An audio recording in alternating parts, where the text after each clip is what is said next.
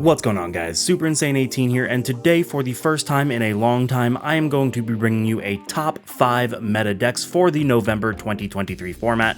It is November 1st, so what better way to do it than now? There are definitely quite a few decks that can make it into these slots, so I'm basing this off of not only my personal opinion, but also data from the last 2 weeks of YCSs as well, and seeing what is performing well, what is actually making it to the top cut, what is maybe just skirting in there, but not necessarily meta, so let's go ahead and jump on in.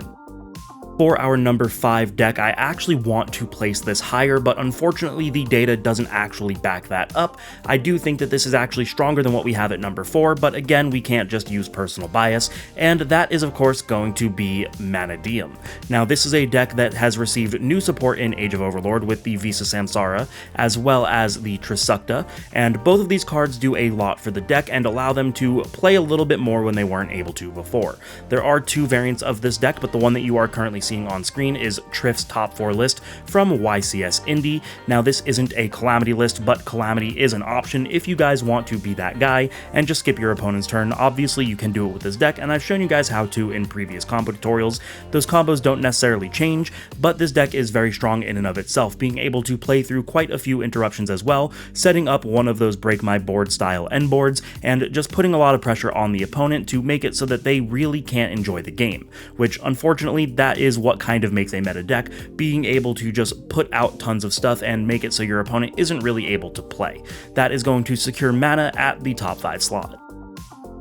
Coming in at number 4, we have another top 4 deck list from the YCS Indie, and that is going to have to be Purrely. So you'll see that on the screen now, and I do think that this deck is actually weaker than Mannadium, but unfortunately it is putting up more top cut results, so it does have to go higher for this list. Again, we can't just go based on personal bias. Me personally, I played this deck for a couple of months, and honestly, every single game felt like an uphill battle, even the ones that I was winning, so I just really don't know why this deck is performing as well as it is.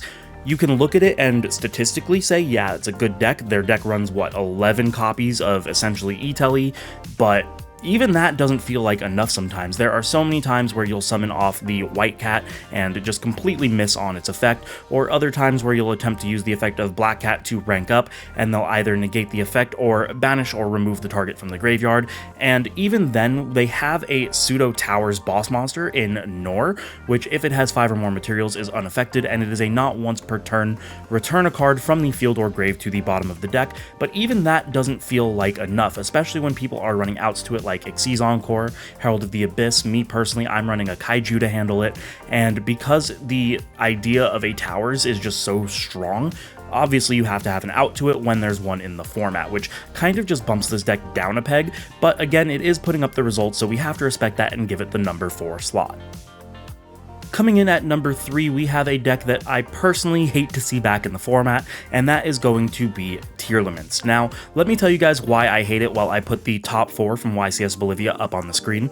Personally, I don't like Tearlament because it's not a deck that really fits with my playstyle. I loved Tearlament format because I'm a big fan of Tier 0 formats, and that's a discussion for another video, but to kind of put it into perspective, I think that a Tier 0 format is incredibly healthy for competitive scenes, because it means if everybody's on the same deck, it really comes down to skill. Now, if you're playing casually, Tier 0 is cancerous, and that's fine. You're allowed to play the game however you want. If you enjoy the casual side of it, by all means, go ahead and do so. If you want to be hyper-competitive like I feel like I am, go ahead and do that as well. We're all in this game to enjoy it, and that doesn't matter, so we're not going to stick on that too much. But one of the things about this deck is there are 2 main variants. We obviously have the King of the Swamp variant, and we have the non-King of the Swamp variant. Now, each one has their ups and downs. The King of the Swamp variant is, I feel, a little bit more consistent, being able to have the King of the Swamp to not only search you poly and then use that poly to fuse, as well as get the effects of any graveyard monsters that you would send with the effect, but you also have the ability to go into other monsters like the Roll Kalos, which is no longer able to be made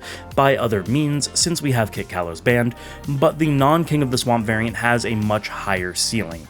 By playing cards in place of King of the Swamp, you can play things that kind of allow you to push further into your end board, and that can also be pretty good in and of itself. So I do think that this deck is very, very good. It has to be at our number 3 slot just based on results and the fact that unfortunately it is an RNG deck. You are really limited to the luck of your mills, and even though you can build the deck to where it is a lot less luck based than other mill strategies, you still do have to rely on that. There have been plenty of games that I've played against Tearlament where they just didn't have good mills, and because of that they lost. So it's still putting up results. It's still a very strong deck, definitely nowhere near what it used to be in its tier 0 days, so that secures it the number 3 slot. For our number 2 deck, we of course have to talk about Unchained. Now, Unchained is a very strong deck, and you might be questioning why I placed it higher than Tearlaments, considering Tearlaments is able to make Abyss Dweller, which just completely shuts down the strategy of Unchained. The reason is based on results. Again, obviously, we've seen unfortunately, at YCS Indy, it, kind of took a back burner there, but we do see the list on screen from top 8. We do still have more Unchained results than we do Tearlaments, and I think that's because Unchained naturally kind of outs Tearlaments. Now, let me explain that in somewhat of a judge perspective. If you guys don't know the ruling on the Unchained monster's ability to link with Tearlament monsters, it will not activate the effects of the Tearlament monsters because they are not being sent to the graveyard by a card effect, it is being sent to the graveyard by a game mechanic. Yes, the effect of the Unchained monsters are targeting the Tearlament monster to allow you to use them, but that is all they are doing, is allowing you, the player, to use your opponent's monsters for a game mechanic summon. So you are able to get rid of their board by linking it away, and they will not be able to activate their effects, so it just kind of counters the counter, I guess you would say, and I think that's why we have more overall Unchained tops than we do Tearlament tops.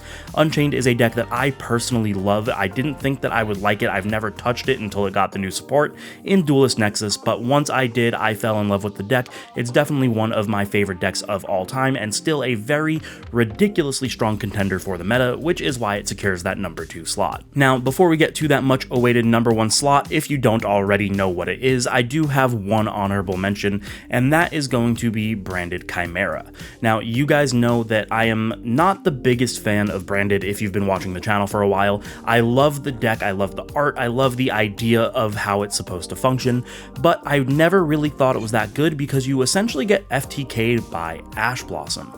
But the Chimera aspect of the deck definitely fixes that because you have additional plays outside of your Branded fusion.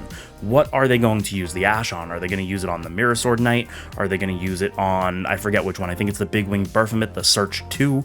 Are they going to use it on the Branded fusion? Honestly, it does not matter because whichever one they do, you have the others as a follow-up, and it just kind of adds a little bit of much needed push into the Branded archetype. So definitely an honorable mention. Unfortunately, not quite putting up enough results to be top 5, but if you want to take it to an event and you are confident with it and you are comfortable with it, I definitely think that you can perform well with this deck. We have seen quite a few of them sneak into the top cut, so the fact that it didn't make the top 5 isn't necessarily saying that it is a bad deck, it's just saying that these decks are better, and given the right pilot, Branded Chimera is definitely a strong contender for this meta.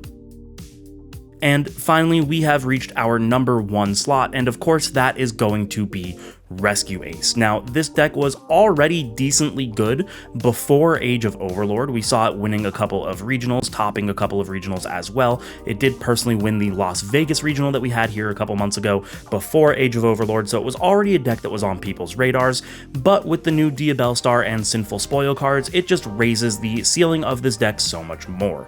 Not only does it add a lot of much needed consistency, but depending on the build that you want to do, you can also end up playing cards like Baron or Borreload Savage Dragon, which fix a much needed problem it gives a much needed fix to a problem that the deck had, and that is back row clear. By putting an Omni Negate on your board, you are able to protect your set 4, which, by the way, if you haven't read Turbulence, Turbulence is one of the most wild cards. That card is essentially a custom card. I remember at the YCS, I was up against somebody who was not familiar with the way that Rescue Ace works, and I revealed the 4 cards that I was setting off of Turbulence, and they legitimately picked up a dice to roll for which one I would randomly get, thinking that that's what the effect was. They thought there's no way that this card by itself is just a +4, but it is. So that is one of the reasons that this deck is so strong, but I personally don't necessarily like the synchro version, so I'm probably not going to play it, but again, it does fix a much needed issue for the deck. And yeah, this deck, between the consistency, the power, the ability to just kind of OTK out of nowhere. I remember while playtesting for Indy, I was put on 0 cards and then I just OTK'd off my top deck. In locals the other day, Ed Assumption, great player if you haven't seen him. He was the feature duelist for Makonko at YCS Indy. It was the top 4 playout at my locals, and he watched my opponent put me on literally 0 cards 4 turns in a row, and I just kept assembling a board, and he said it was crazy, and I really do think that this deck is insane. It is my personal favorite deck of the format. It is putting up the most results. If you saw for the YCSs, it took up 44% of the top cut. It was a mirror match in the finals. This is just a ridiculous deck, and if you are not playing it, you better have a good game plan for going against it, because this deck is without doubt the uncontested best of the format. And there you guys have it. That is going to be my top 5 meta decks for the November 2023 format. Hopefully you guys enjoyed. If you did, you know the deal. Make sure to subscribe, hit the notification bell, like, comment, share with your friends. Don't forget to check out the channel sponsor Dueling Guard. Using code INSANE18, you will get 5% off your entire order. If you like videos like this, let me know down below. I do normally do deck profiles and combo tutorials, but I do want to branch out into some more competitive based comment as well. So the best way to do that would be for you guys to let me know that you enjoy this style of video. Thank you guys so much for watching. I will see you in the next one.